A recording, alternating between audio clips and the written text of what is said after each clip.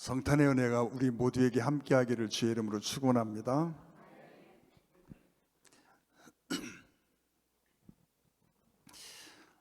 여러분, 우리가 신앙생활하면서 가져야 되는 확신들이 여러 개가 있습니다. 우리가 구원의 확신이 있어야 합니다. 우리가 살아가면서 정말 필요한 확신이죠. 또 기도응답의 확신, 또는 임마누엘의 확신, 승리의 확신, 많은 확신들이 필요합니다. 근데 여러분, 우리가 신앙생활에서 가장 중요한 확신은 하나님의 사랑에 대한 확신입니다. 하나님이 정말 나를 사랑하신다라고 하는 믿음이 있어야만 나머지 다른 확신들도 온전해집니다.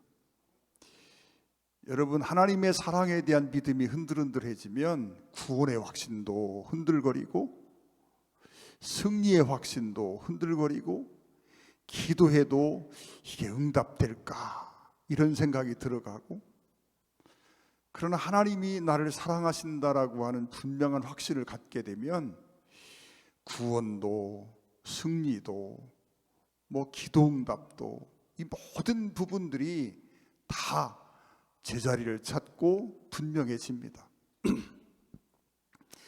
근데 여러분, 이스라엘 민족이 하나님 앞에서 큰 비극을 경험합니다.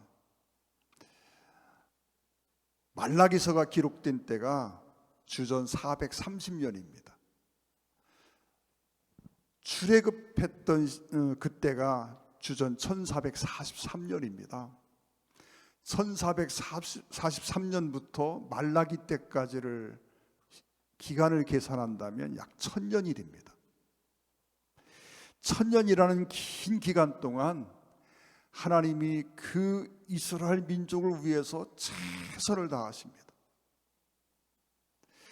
그럼에도 불구하고 말라기 이후 400년 암흑기가 도래합니다. 왜 그랬을까라고 하는 거지요. 말라기서에는 이스라엘 민족의 비극의 원인들이 이렇게 나와 있습니다. 근데 그 말라기서 1장 2절에 보면 하나님께서 말라기를 통해서 그 시대가 잘못된 이유들을 쭉 이야기하실 때 일성으로 그런 말씀을 합니다. 내가 너희를 사랑하였노라, 이렇게 말합니다. 지난 1000년 동안, 최소 1000년이죠. 그 이전 아브라함 때부터 또 아담 때부터라고 하면 더 많은 기간이 있겠지만 좀 줄여가지고 출애굽부터 말라기 선지자 시대까지만 해도 1000년인데 내가 1000년의 기간 동안 너희를 사랑했다라고 말합니다. 그러자 이스라엘 백성들의 반응이 기가 막힙니다. 그 백성들이 고개를 빳빳이 들고 하나님을 향하여 고개를 쳐들고 말합니다. 하나님이 우리를 사랑하셨다고요? 믿어지지 않는다는 얘기입니다. 우리는 하나님이 우리를 사랑하셨다는 말에 동의가 되지 않는다는 얘기입니다. 못 믿겠다는 얘기거든요. 여러분, 이스라엘 민족이 실패한 가장 큰 원인이 어디에 있느냐면 하나님의 사랑에 대한 확신이 없기 때문이었습니다. 그들은 하나님이 어떤 분인지 압니다. 전능하신 것도 알고 있고요, 천지를 지으신 분인 것도 알고 있고, 살아계신 것도 알고 있고, 다 알고 있습니다. 그러나 그 하나님이 우리를 사랑하신다라고 하는 부분에 대해서는 동의하지 못하는 거예요.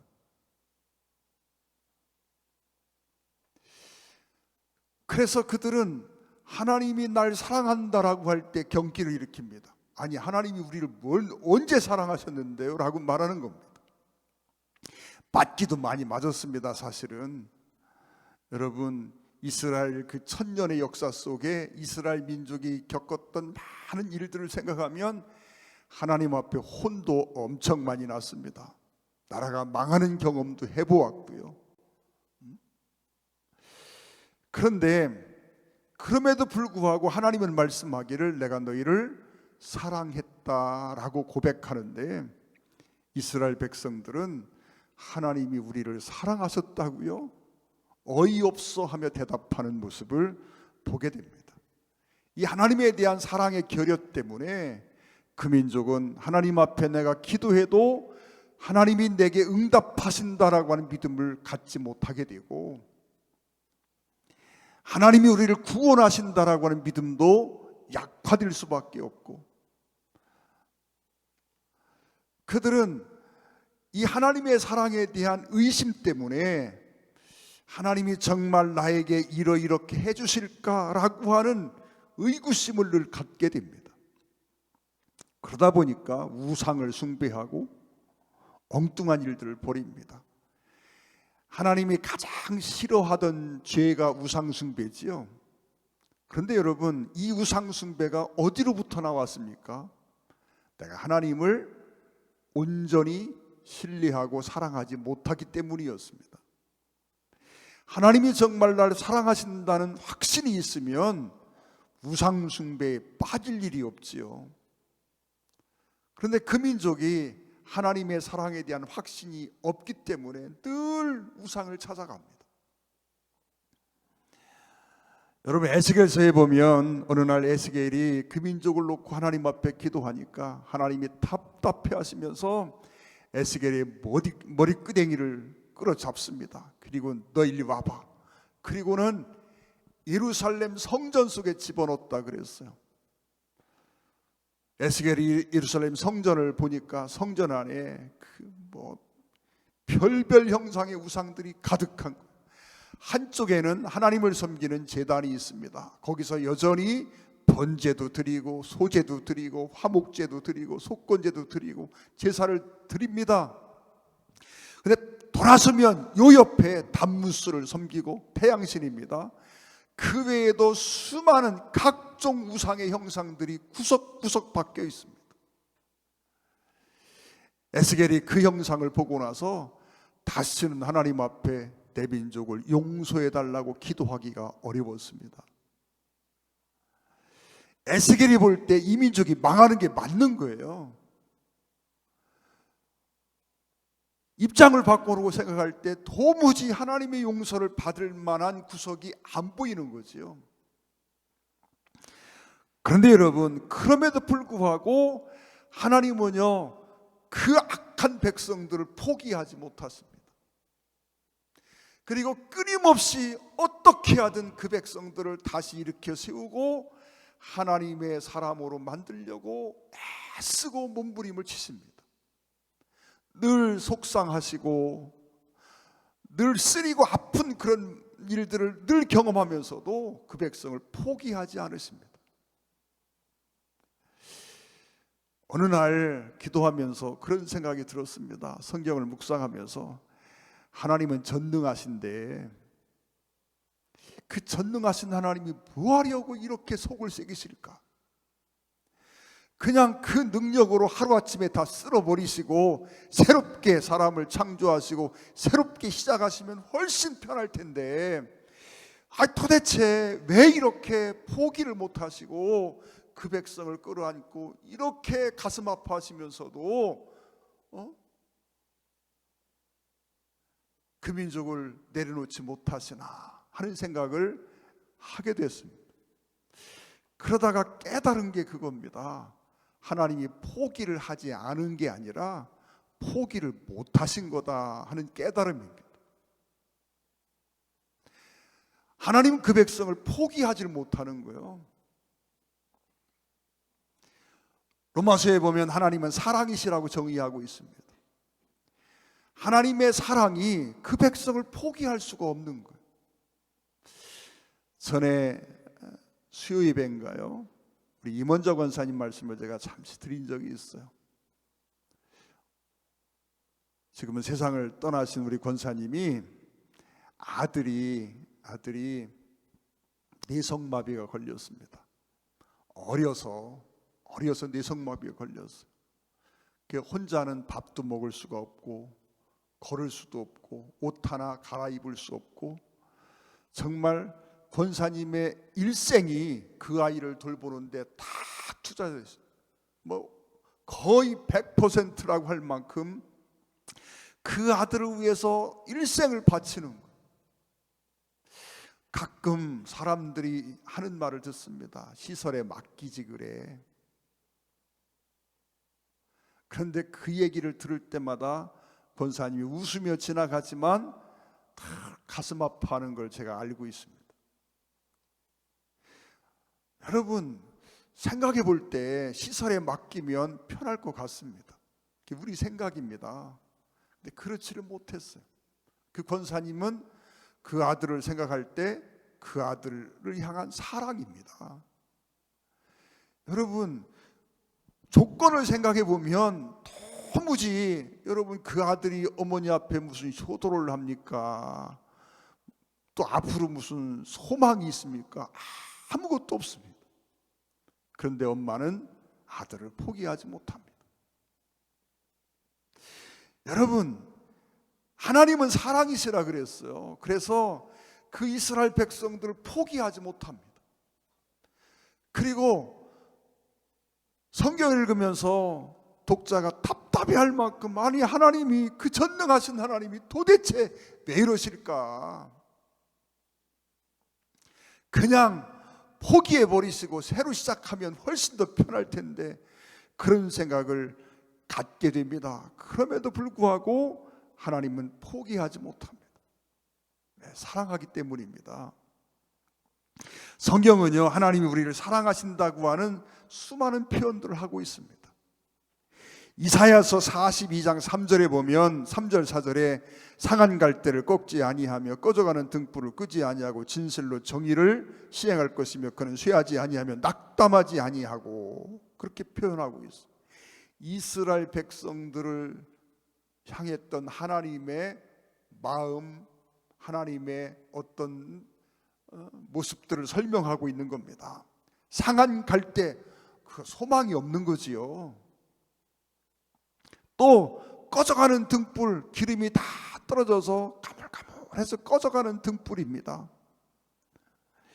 그런데 그 상한 갈대를 꺾지 않고 꺼져가는 등불을 끄지 않는다는 말이 어떤 의미일까요? 상식적인 판단을 해보면 포기하는 게 맞습니다. 그런데 하나님은 사랑이십니다. 포기가 안 되는 거예요. 여러분, 우리가 성경에서 하나님이 나를 사랑하신다고 하는 수많은 성경 구절을 듣습니다. 로마서 8장 38절 한번 볼까요? 내가 확신하노니 사망이나 생명이나 천사들이나 권세자들이나 현재일이나 장래일이나 능력이나 높음이나 깊음이나 다른 어떤 피조물이라도 우리를 우리 주 그리스도 예수 안에 있는 하나님의 사랑에서 끊을 수 없으리라. 여러분, 성경은 창세기부터 요한계시록까지 하나님의 사랑의 고백들이요 가득 차 있습니다. 그런데 그 많은 성경을 읽으면서 아멘 했는데 돌아서서 살다 보면 하나님의 사랑의 확신이 흔들흔들해집니다.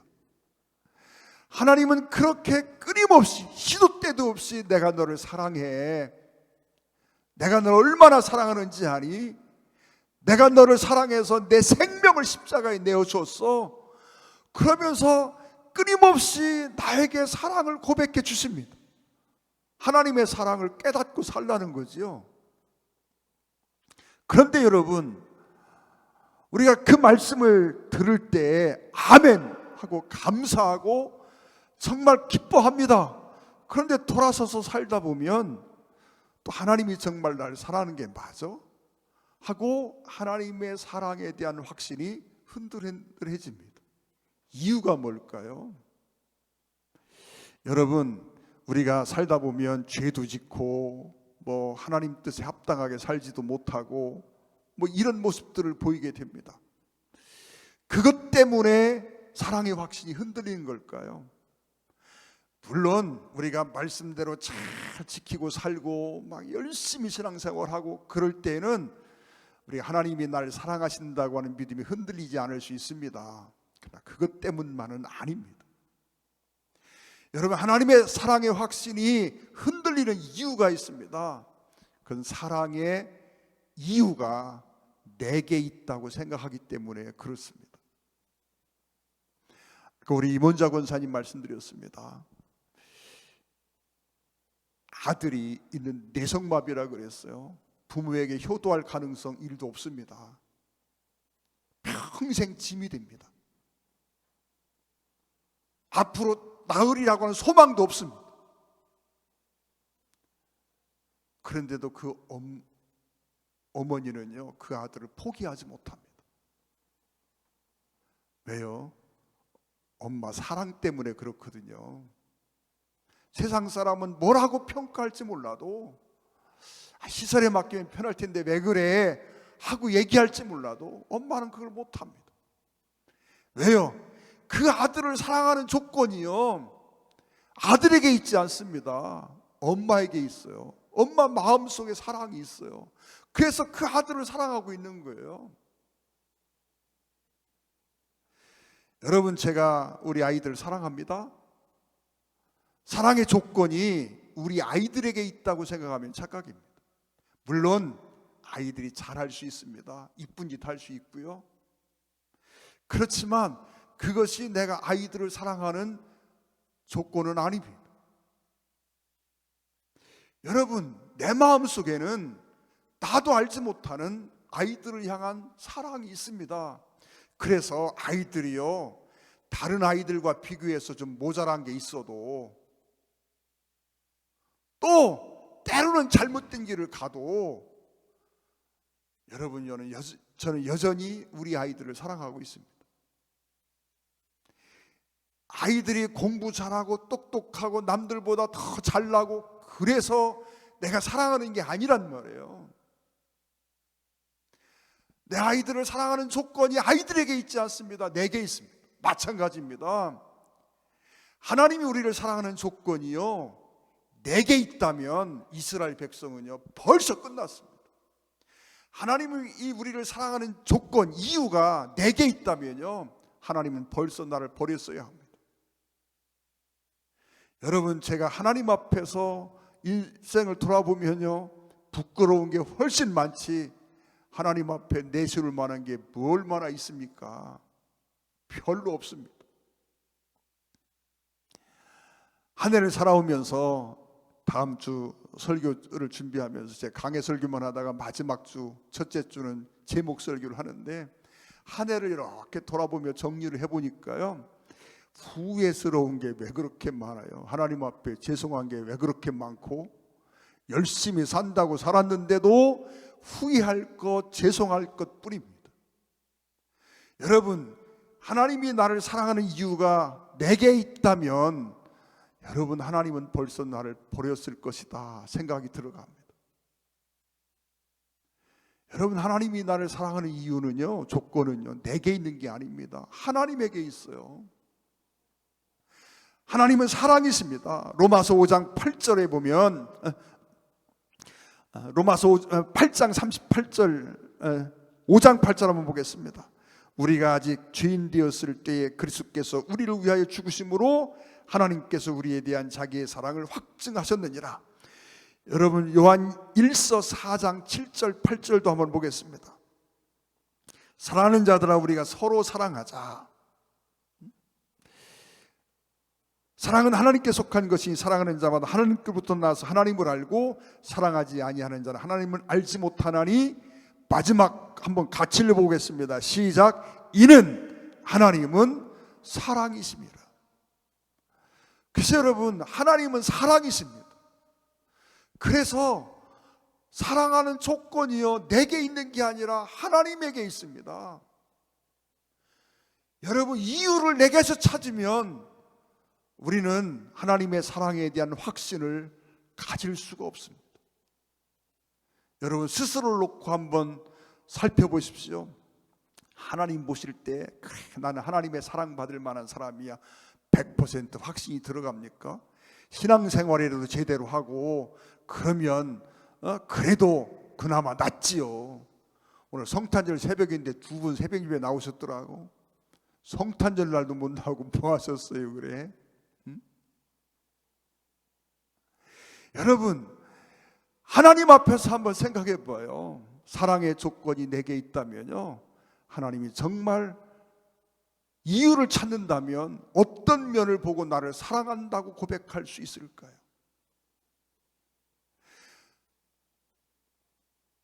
여러분, 하나님이 나를 보고 정말 사랑스럽다 여길 수 있는 부분보다 어쩌면 인간적인 판단, 이성적인 판단을 해보면 속상한 부분이 더 많고, 그렇지 않습니까? 그런데 하나님이 나를 사랑하시는 이유가 내게 있지 않고 주님에게 있습니다. 하나님께 있습니다. 그래서 하나님은요, 내가 무슨 일을 해도 여전히 나를 사랑하고 계신다고 하는 확신을 갖게 되는 겁니다. 제가 그런 그 말씀을 드린 기억이 납니다. 어떤 사람이 큰 죄를 졌습니다. 뉴스에 그 얼굴이 등장하고 온 나라에 그 이름이 그냥 막 알려집니다. 잡혀가는 장면이 TV에 공개되고, 그런데 짓궂게도 어떤 방송국 기자가 그 부모를 찾아갔습니다. 부모에게 심정을 물었습니다. 세상에 그런 기자가 있나 싶어요. 그런 사람 잡아가야 될 것 같아. 그런데 여러분, 그 부모는요, 세상 사람이 다 손가락질하는데도 그 부모는요, 가슴이 아파요. 마음이 아파 울고 있는 거예요. 여러분, 우리는 사랑이라고 하는 걸 생각할 때 사랑의 그 내용 속에 그냥 좋은 것만 있다고 생각하니까 문제예요. 이스라엘 백성들이 하나님의 사랑을 의심합니다. 왜 의심해요? 의도 맞으니까 의심해요. 때로는 하나님이요, 정말 채찍을 들고 그들을 치십니다. 쳐도 심하게 치시는 때가 있어요. 여러분, 부모가 자녀에게 채찍을 듭니다. 그 사랑 아닙니까? 미워해서 자식을 사랑하지 않아서 채찍을 드는 건가요? 그렇지 않습니다. 자녀에게 어떤 어려움을 주기도 합니다. 왜? 미워해서 그러나요? 사랑하지 않아서 그럴까요? 사랑 속에는요, 때로는 아픔도 있고 채찍도 있고, 때로는 고통도 있고요. 여러분, 그런 일들이 얼마나 많이 있습니까? 그러나 그것도 하나의 사랑의 한 모습이라고 믿습니다. 성경은 우리에게 말합니다. 하나님께서 우리를 향한 사랑을 확증해 준 사건이, 큰 사건이 두 개가 있다고 말합니다. 로마서 8장에 있는 말씀처럼, 또 로마서 5장에 있는 말씀처럼 우리가 아직 죄인 되었을 때 그리스도께서 우리를 위하여 죽으심으로 하나님께서 우리에 대한 자기의 사랑을 확증하셨느니라. 십자가를 생각해 봐라. 내가 너를 얼마나 사랑하는지 알지 않느냐, 알 수 있지 않느냐라고 하는 말씀입니다. 여러분, 십자가는 하나님의 사랑의 가장 강력한 표현입니다. 여러분, 뭘 얼만큼 사랑하면 독생자를 십자가에 내어놓을 수 있을까요?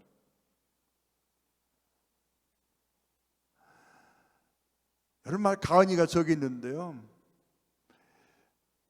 만약에 누가 한 10조쯤 줄 테니까 가은이 좀 팔으라고 그러면 내가 팔겠습니까? 저 10조 좋아합니다. 목사님 돈 싫어하지요? 그래. 돈 싫어하는 사람이 세상에 어디 있어요? 저 돈 좋아합니다. 그런데 10조 꿈에도 만져볼 수 있는 돈이 아닙니다. 조금 더 쓸까요? 기왕이면 돈도 안 들어가는 건데 한 100조쯤 준다고 하면 가은이 팔 수 있을까요? 못 팝니다. 그렇잖아요?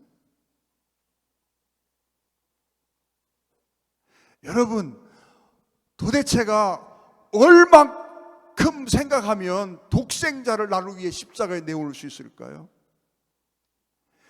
여러분, 어떤 가치를 위해서 내 아이의 생명을 십자가에 내줄 수 있겠습니까? 분명히 말씀하기를 하나님은 십자가를 통해서 우리에게 한 가지 확실한 증거를 하셨다는 겁니다. 하나를 증명했는데 하나님의 사랑을 증명하셨다라고 말씀하고 있는 거예요. 십자가를 바라보고도 하나님의 사랑에 대한 확신을 갖지 못한다면 그 잘못입니다. 또 하나의 사건은 독생자를 보내주신 사건입니다. 여러분, 하나님이 그 아들 예수님을 이 땅에 보내셨습니다. 이것은 하나님께서 우리를 향한 사랑을 확증하는 사건입니다. 여러분, 제가 성탄 축하 예배라는 표현을 안 쓰고 감사 예배라는 표현을 씁니다. 여러분, 성탄을 축하한다는 표현을 제가 평생 안 써봐요. 왜 안 쓰는지 아십니까? 성탄절은 분명 기쁜 날입니다. 감사한 날이고 감격스러운 날입니다. 그럼 늘 말씀드리지만 성탄절은 아픔이 있는 날입니다. 우리 예수님이 이 땅에 오실 때, 여러분, 주님이 세상의 어떤 부귀영화를 얻으려고 오신 게 아니잖아요. 십자가를 지러 이 땅에 오셨습니다. 없던 생명이 태어난 것 아니잖아요. 주님의 시작은 상고라 그랬습니다. 시작점이 없는 분이라는 거예요. 창조 되시는 하나님이시긴 분이 주님이십니다. 그러한 예수님이 이 땅에 왜 오셨어요? 십자가 지러 오셨습니다. 그래서 세례요한이 예수님을 소개할 때 첫 일성이 뭡니까? 보라, 세상 죄를 지고 가는 하나님의 어린 양이로다. 죄를 지고 가는 하나님의 어린 양, 어떤 양입니까? 속죄의 양입니다. 예수님은 유월절 양으로 이 땅에 오셨다 그랬습니다. 유월절 양이 뭡니까? 사람들의 죄를 속죄하기 위해서 죽어서 피 흘리고 그 피가 설주에 발린 양을 이야기합니다. 주님이 어떤 부귀영화를 얻으려고 이 땅에 오심이 아니라 저와 여러분에게 죄 용서를 베풀고 우리의 생명을 구원하여 영원한 하나님의 나라에 갈 수 있게 하기 위해서 이 땅에 오셨습니다. 여러분, 그래서 주님이 이 땅에 오신 사건은 축하할 사건이 아니고 감사할 사건이고 그 앞에 무릎 꿇어 경배해야 될 사건입니다. 그러니 그 주님이 이 땅에 오신, 그리스도가 이 땅에 오심을 믿는다면 여러분, 그 사건 하나로 우리는 하나님이 나를 어떻게 생각하시고 얼마나 사랑하시는지를 깨달아야 된다는 말입니다. 여러분, 하나님 아버지가 독자 예수님을 이 땅에 보내셨습니다. 우리가 아들 군대를 보내면서도요 가슴 아파합니다. 지금은 군대가 좀 편안하다 그래요? 그래서 군대 생활 할만하다 그럽니다. 근데 여러분, 예전에는 군대 보낼 때요 부모가 울었습니다. 군대 생활이 너무 힘들고 고단하다 생각하니까 군대를 보내면서 부모가요 마음 아파하고 울었어요. 근데 여러분, 그럴 때만 그렇습니까? 여러분, 자식을요 멀리 미국이나 어디 유학을 보내면서도요 마음 아파가지고 헤어지기 어렵고 그래서 웁니다.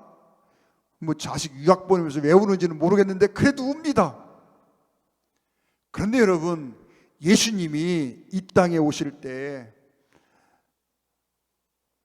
부귀영화를 누리기 위해 오심이 아니라 십자가지로 오시는데 그 아들 독생자를 세상에 보내시는 성부 하나님의 마음은 어떨까 생각해 보세요. 여러분, 얼만큼 사랑하면 그 일을 할 수 있겠습니까? 하나님은 분명히 우리를 사랑하십니다. 사랑하시는데 독생자를 이 땅에 보내실 만큼 사랑하시고 그 예수님이 십자가에 달릴 만큼 사랑하시고 십자가에서 엘리 엘리 라마 사박다니 정말 절규하며 부르짖는 아들의 음성을 나 때문에 외면하실 만큼 나를 사랑하십니다. 여러분, 그래서 십자가와 그리스도의 탄생은요 우리를 향한 하나님의 사랑을 확증해 주는 사건입니다. 여러분, 기억하십시오. 하나님이 우리를 사랑하시는 이유가 조건이 내게 있는 것이 아니라 오직 하나님께만 있습니다. 전적으로 하나님에게 있습니다. 그래서 여러분 살다가 보면 잘못할 때 있지요. 하나님 앞에 너무 송구하고 죄송스러울 때가 있습니다. 그럼에도 불구하고 하나님은 여전히 나를 사랑하신다는 사실을 기억하십시오. 그러나 내가 잘못하면 하나님이 속상해하십니다. 걱정하십니다. 아파하십니다. 때로는 매주 드십니다. 때로는 징계를 하십니다. 징계가 없으면 사생자라 그랬습니다.